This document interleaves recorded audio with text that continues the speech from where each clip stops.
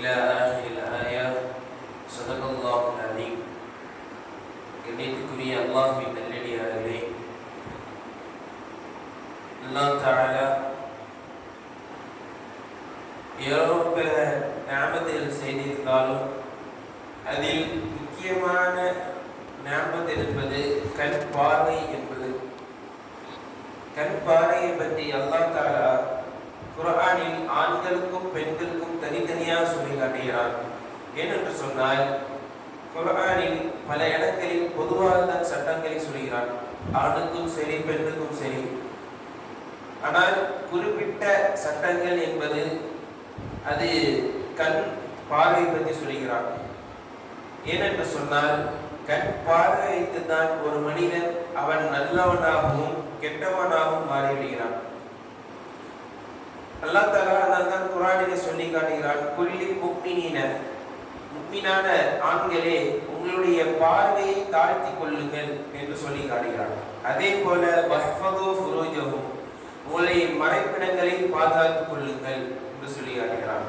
அதே போல பெண்களுக்கும் அதே அடுத்தாயத்தை சொல்லி காட்டுகிறான், குல்லி முஃமினாத்தி, முஃமினான பெண்களே உங்களுடைய பார்வைகளை தாழ்த்தி கொள்ளுங்கள், உங்களுடைய மறைப்பிடங்களை பாதுகாத்துக் கொள்ளுங்கள் என்று அல்லாஹ் தஆலா தனித்தனியாக சொல்லி காட்டுகிறான். ஏனென்றால் ஒரு மனிதன் முக்கியமாக அவன் நன்மை செய்வதற்கான காரணமும் அவன் கெட்ட செயலை செய்வதற்கு காரணமும் என்பது முக்கியமான ஒரு பொருள் கண். அல்லாஹ் தஆலா கண்ணை பார்த்து சொல்லி காட்டும் பொழுது அது பல நிஅமத்துகள் அதிலே இருக்கிறது. அப்பொழுது நாம் கண்ணை நாம் எந்த அளவுக்கு பாதுகாக்க வேண்டும், நாம் எந்த அளவுக்கு கண்ணை தாழ்த்து கொள்ள வேண்டும் நாம் புரிய வேண்டும். ஹாக்கிம் ரஹ்மத்துல்லாஹி அலைஹி அவருடைய கிதாபிலே பதிவிடுகிறார்கள், ஒரு பெரிய வழி இருந்தாங்க. அவங்க கடலுக்கு நடுவில் ஒரு பாறை இருந்தது.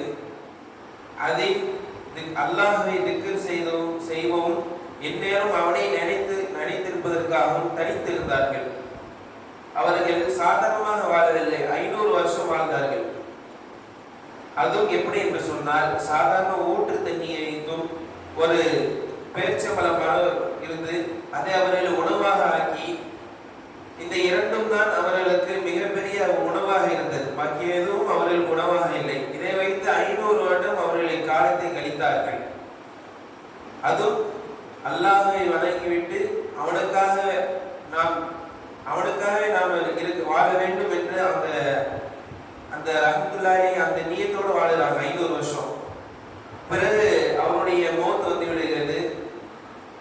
அதே போல மௌத்தாயினாலும் பிறகு நாளை மறுமை நாளில் அல்லாஹ் தஆலா கேட்பானா, என்னுடைய ரஹ்மத்தை வைத்து நீ சொர்க்கத்துக்குள்ள போங்க என்று சொல்லும் பொழுது அந்த வழியில சொல்லுவாங்க, யா அல்லாஹ் உனக்காக வேண்டிதான் நான் 500 வருடமும் கழித்தேன். நான் உலகத்தில் எந்த ஒரு சுகமும் அணிவிக்கவில்லை. சாதாரண ஒரு ஊற்று தண்ணியை அதை குடித்தேன். அதே போல பெருச்சம்பழத்தை நான் சாப்பிட்டேன். இந்த 2 வைத்துதான் யா அல்லாஹ் நான் என்னுடைய வாழ்க்கை கழித்தேன்.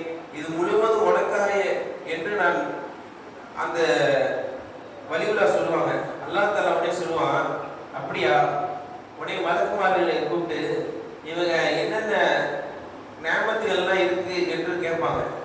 அப்பொழுது மலக்குமாரெல்லாம் பார்த்துட்டு சொல்லுவாங்க, யா அல்லாஹ் நீ கொடுத்த பெரிய நிஅமத்து கண்ணுக்கே இந்த அடியார் செய்த அந்த நன்மைகள் போதுமாயுடைய அல்லாஹ் அப்படின்னு சொல்லும் பொழுது, அப்படி என்றால் அந்த கண்ணுக்கு எந்த அளவுக்கு நிஅமத்துகள் இருக்குன்னு நம்ம புரிய வேண்டும். ஏன்னா அவன் 500 வருஷம் அந்த வலியுல்லா வாழ வைத்து அவர்கள் முழுமையாக அல்லாஹ்வை வணங்கினார்கள். அந்த நன்மைகளை கண்ணுக்கு சமமாகவில்லை. அதே போலதான் நம்ம பார்க்கிற செயல்களும் நாம் பார்க்கிற பார்வைகளும் தான் முதல்ல கல்புக்குள்ளே போய் பதியிடுகிறது. ஏன்னா கல்புக்கு முக்கியமான ஒரு ஆயுதம் என்று சொன்னால் அது கல்பு தான். ஏன்னா கண்ணு தான் ஃபர்ஸ்ட் பார்க்குது, அதை தான் அது போய் கல்புக்கு போய் உத்தரவிடுகிறது, நீ இதை மாதிரி செய், நீ அதை மாதிரி செய் என்று சொல்கிறது. அதே போல அல்லாஹ் தஆலா காதை பார்த்து சொல்கிறான். ஏனென்று சொன்னால் காது என்பது அது முக்கியமான ஒரு பொருளாக இருக்கிறது. எனக்கு கண்ணும் காதும் இருந்தால்தான் ஒரு மனிதனுக்கு முக்கியமான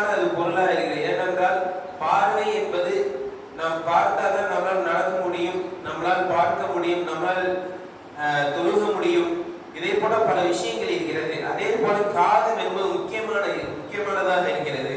ஏனென்று சொன்னால் அல்லாஹ் தஆலா நாளை மறுமை நாள் இந்த இரண்டுத்துக்கு மட்டும் கான மஸ்கூலா கேட்கிறான், அனுஹு மஸ்கூலா கேட்கிறான். இந்த ரெண்டு விஷயத்தை பற்றி நாளை மறுமை நாளே கேட்கப்படும் என்று சொல்லி காட்டுகிறான். அப்படி என்றால் நம் கண்ணையும் காதையும் நாம் பேணி பாதுகாக்க வேண்டும். அதே போல நாவையும் நாம் பாதுகாக்க வேண்டும். அல்லாஹ் தஆலா நாம் எதை கேட்டோமோ அதே போல அமல் செய்ய உங்களுக்கும் எனக்கும் ஆக்கி தந்தல் புரிவானாக. வ ஆகிரு தஅவானா அல்ஹம்துலில்லாஹி ரப்பில் ஆலமீன்.